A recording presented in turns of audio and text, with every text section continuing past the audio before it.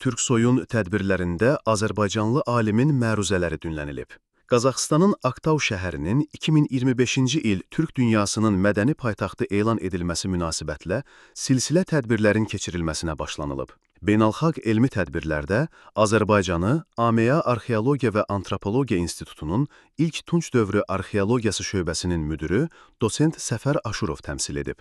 İnstitutdan bildirilib ki, o, konferanslarda Xəzərin qərb sahilində beşbarmaq abidələr kompleksi və Xəzər dənizinin qərb sahillərində müdafiə istehkamları mövzularında məruzələrlə çıxış edib. Konferans iştirakçılarına Xəzərin qərb sahillərində yerləşən müdafiə istehkamları, qalalar, yaşayış yerləri haqqında və bu abidələrin Türk dünyasında yeri və rolu haqqında geniş məlumat verilib. Qeyd edək ki, Türk soyunun maliyyə dəstəyi ilə Türk xalqlarının sivilizasiyası və onun dünya mədəniyyəti tarixində yeri, Türk dünyası totemi mövzularında elmi-praktik konferanslar keçirilib. Konferanslarda türk-dilli dövlətlərin elm xadimləri, Qazaxıstan Respublikasının dövlət və ictimai xadimləri, Aktau şəhərindəki diplomatik konsulluqların rəhbərləri və diaspora nümayəndələri iştirak ediblər.